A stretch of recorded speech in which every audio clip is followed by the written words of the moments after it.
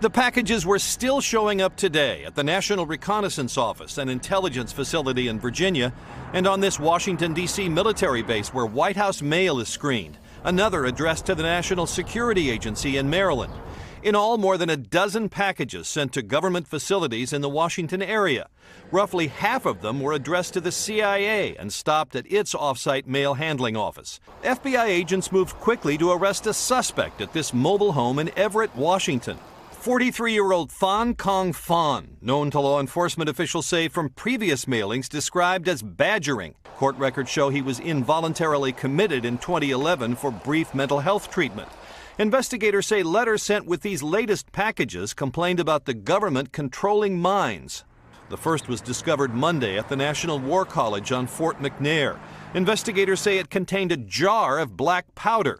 As more of them turned up, they were found to have similar contents, including explosive material, officials say, but lacking a key component, not capable of functioning as a bomb. Since the anthrax letter attacks of 2001, mail addressed to government offices in Washington is screened at off-site facilities. Large packages are X-rayed, allowing hazardous materials to be intercepted. In past events where we've had multiple packages sent in the district, it's usually somebody trying to send a message or to intimidate or coerce somebody that's at the receiving end. Phon appeared in court late today, charged with illegally shipping explosive materials.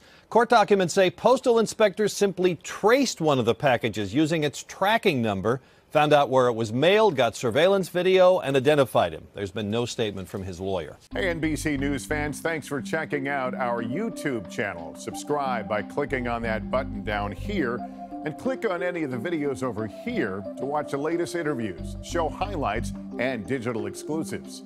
Thanks for watching.